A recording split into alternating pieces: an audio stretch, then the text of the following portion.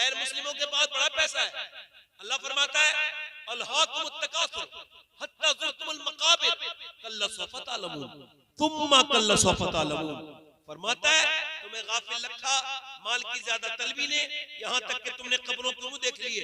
अब ज्यादा तलबी को रोकिए तो इसका मतलब ये माल तलब करना बुरी बात नहीं, मगर माल ही माल तलब करना ये तो बर्बादी का बाइस है।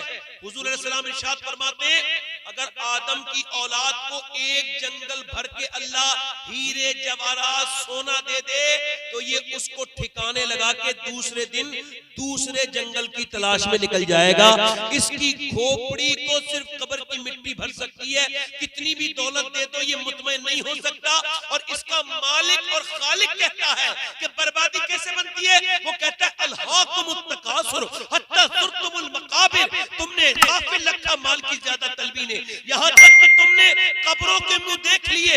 और फिर कहता है कल्ला सौफ़ा तअलमून, फिर कहता है सुम्मा कल्ला सौफ़ा तअलमून। अब जो अरबी जानता है उसको पता है कि एक आम अरबी बोलने वाला भी अगर सुम्मा कहे तो इसका मतलब सख्त वाली अटेंशन होता है। यानी फिर मैं फिर कह रहा हूं, जैसे मैं आपसे कहूं मैं आपको समझा रहा हूं और फिर मैं आपका तेवर बदल के कहूं फिर समझा रहा हूं, इसका तेवर बदलेगा, फिर मैं समझा रहा हूं। यानी वो कहता है कि तुम जान जाओगे, हाँ हाँ तुम जान जाओगे, कल्ला सौफ़ा तअलमून, हाँ हाँ तुम जान जाओगे। फिर कहता है सुम्मा कल्ला सौफ़ा तअलमून, फिर हाँ हाँ तुम जान जाओगे। यानी बचपन में खिलौने कितने अच्छे लगते थे, मगर बचपन में किसी ने खिलौना छीना झगड़ा हो गया और बड़े होके वही खिलौना किसी लाया। अब जब कब्र में गए तो वो दौलत किसी काम की नहीं। मौलाए कायनात मौला अली नहजुल बलागा में इरशाद फरमाते जब इंसान मरता है तो फरिश्ते आके खड़े हो जाते हैं, उधर उसके रिश्तेदार खड़े, रिश्तेदार कह रहे हैं इसने बच्चों के लिए क्या छोड़ा, और फरिश्ते कह रहे हैं इसने आखिरत के लिए क्या भेजा।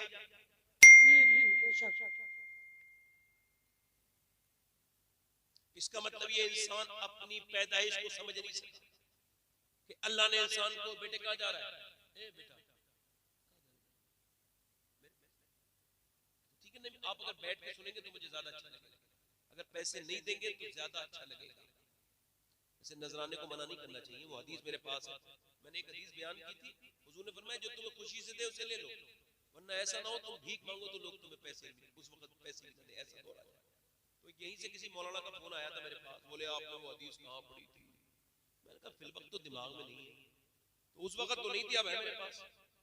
वो मौलाना लोग क्या होते हैं ना, वो पढ़ते लिखते तो है नहीं कुछ, सबको तो नहीं कह रहा हूँ इल्ला माशाअल्लाह, मेहनत तो कुछ करते नहीं है, कोई नई चीज दिखे तो लगता है ये तो हमने कहीं पढ़ी नहीं। तो तुम कौन हो, तो तुमने नहीं पढ़ी तो है ही नहीं। अगर आपको नहीं पता तो आप ये थोड़ी कह सकते हैं ये है ही नहीं, है ना भाई, आप दिल बड़ा करें ना।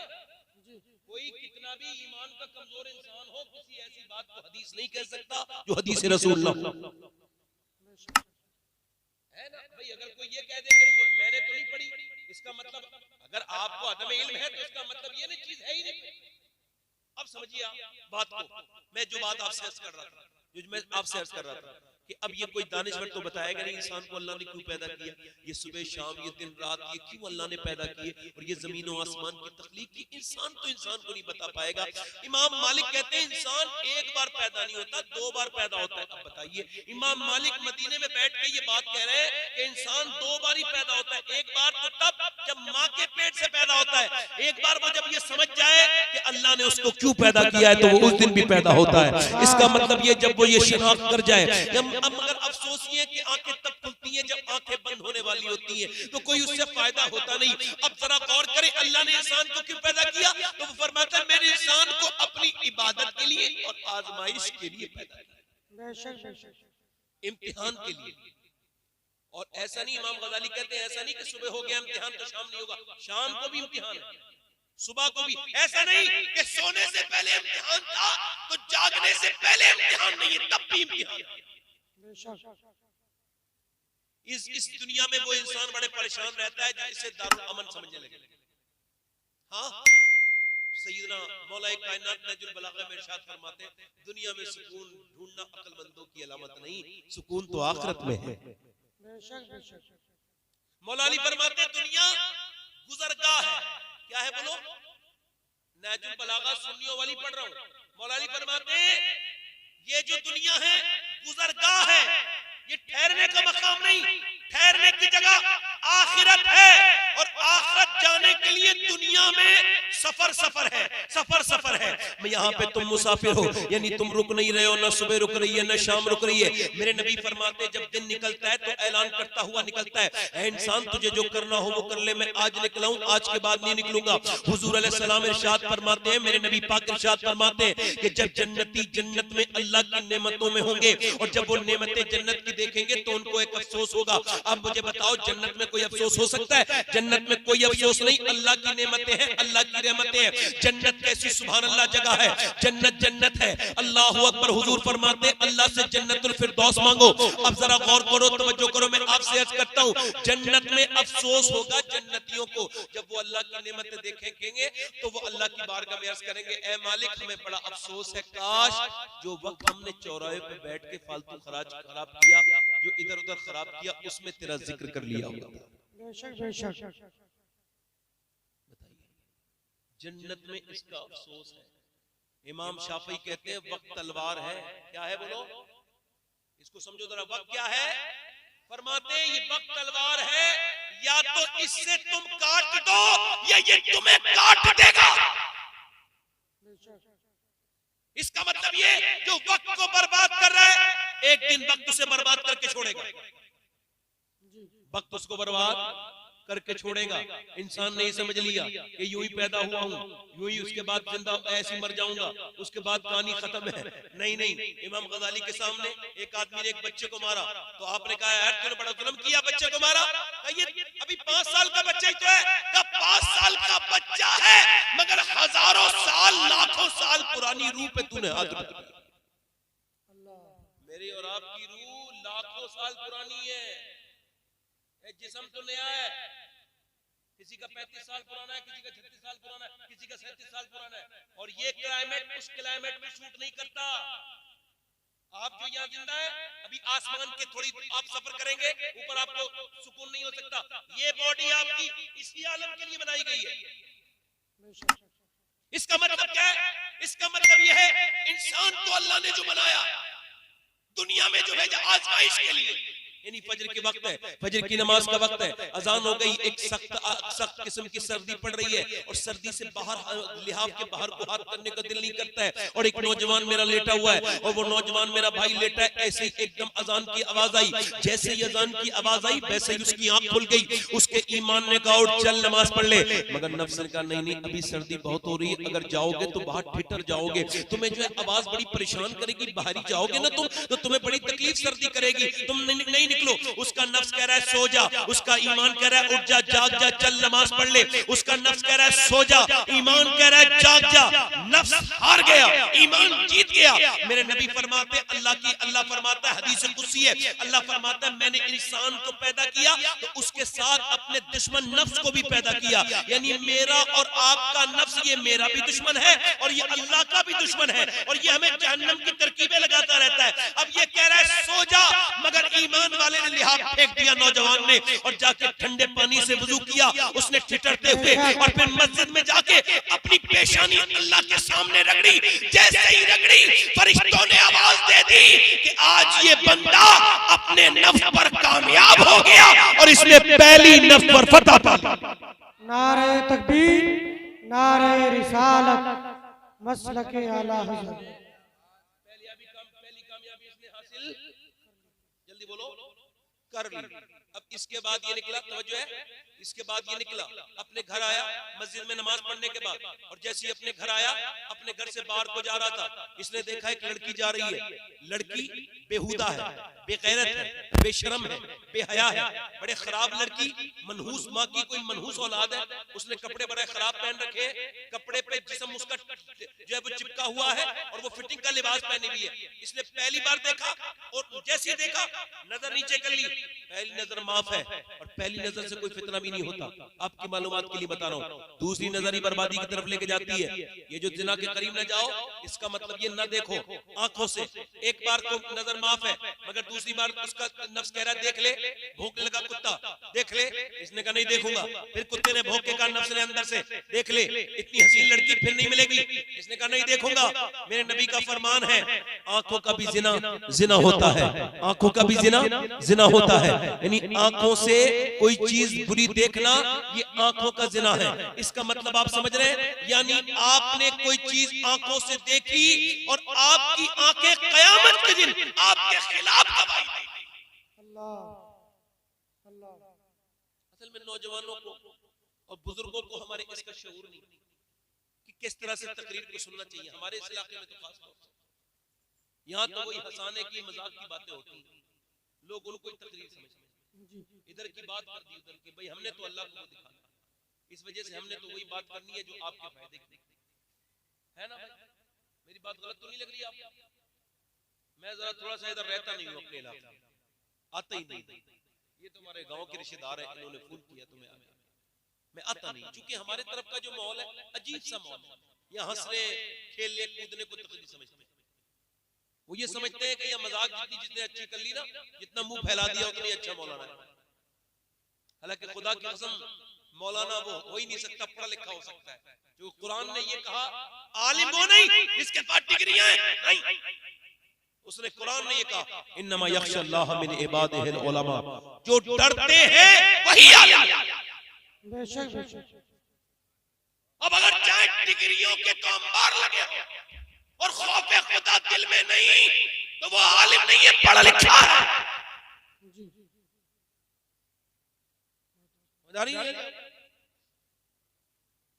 इसका मतलब ये लड़की सामने जा रही थी, नजर झुकाई, नफ्स कह रहा है देख ले, ये कह रहा है नहीं देखूंगा, निगाहों को नीचे कर लिया, नफ्स भोंकता रहा, मगर इस खुदा के बंदे ने भाई ये बस सुनो, ये कोई फालतू आदमी आपके सामने नहीं बोल रहा, आप इसको समझो। मैं अगर फालतू हो भी जाऊं तो ये जो हदीसें बयान कर रहा हूं ये हुजूर की। बेशक बेशक। आपको आपके घर से कोई बुलाने नहीं गया, आप खुद अपनी मर्जी से आए थे। आप तो थक गए हो तो आप तकरीर खत्म कर लेते हैं, इंशाल्लाह फिर कभी तकरीर करेंगे। अल्लाह ताला आपको जज़ाए खैर अता फरमाए। कोई बात नहीं, मैं देखो भाई मैं बोझ नहीं बनना चाहता किसी पर कि मेरी वजह से कोई बोझ बन जाऊं। नहीं वो सुन तो रहे, कोई बात नहीं। थोड़ा सा ये है कि आप मेरे मिजाज को थोड़ा सा समझ नहीं रहे। मैं खामोशी, जब मैं कह रहा हूँ पैसे देने मत उठो, तो इससे बड़ी बात और कोई हो सकती है? बताइए आप। चले जाओ, असल में आप भी चले जाओ, चले जाओ। बीच में से कोई उठता है तकलीफ होती, जाओ। नहीं जाओ भाई, बुरा मत मानना मेरी बात। आप चले जाओ। जो लोग 10 नहीं बड़े लोग जा रहे हैं, बच्चों को तो मैं कुछ नहीं कहता। अब आप बैठो आराम से, जिन्हें बैठना हो वो बैठ जाए, जिन्हें जाना चले जाए। मैंने कोई मेरी आखिरत अच्छी नहीं हो जाएगी, बहुत ज्यादा लोग मेरी तकलीफ सुनेंगे, ऐसा नहीं। कोई बात नहीं, बात करनी दीजिए, ये बड़ी मुश्किल अमर है। कोई बात दुरूद शरीफ। अल्लाहुम्मा सल्ली अला सय्यिदिना मौलाना मुहम्मद व बारिक वसल्लम। माइक वाले चले ही गए क्या?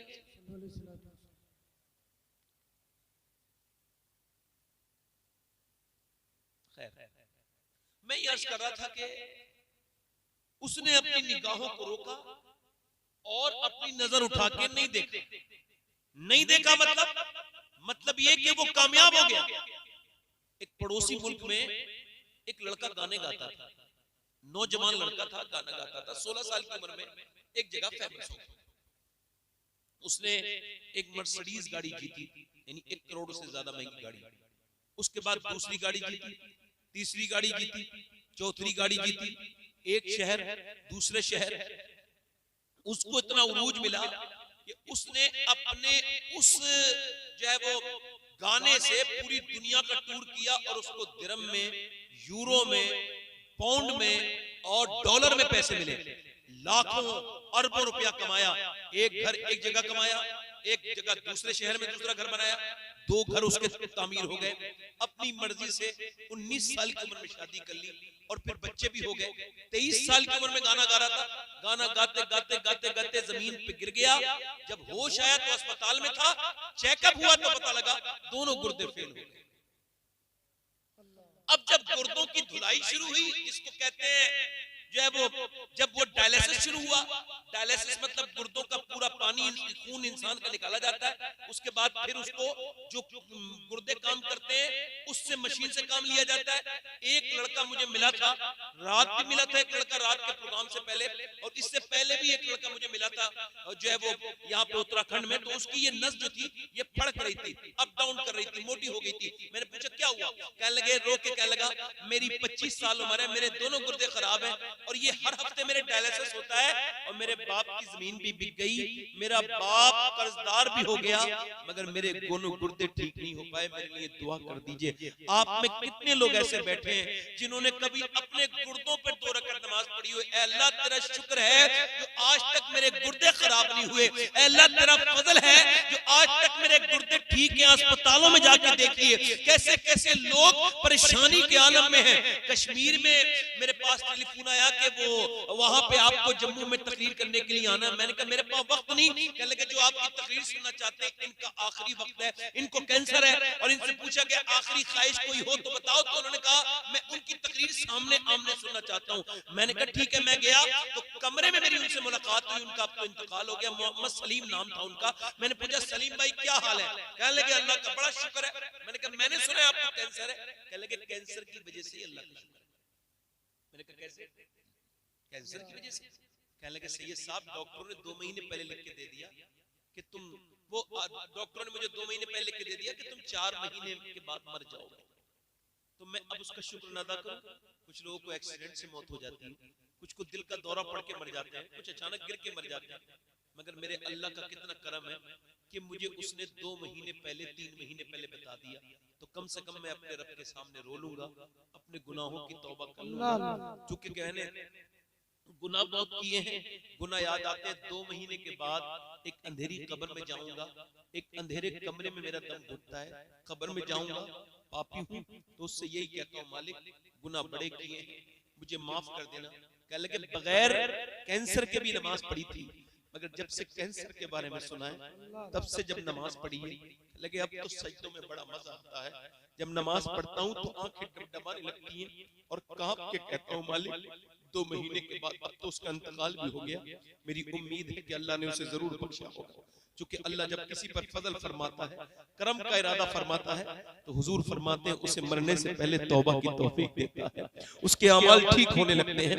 जरा गौर तो करो, ये तो एक मामला है। दूसरा मामला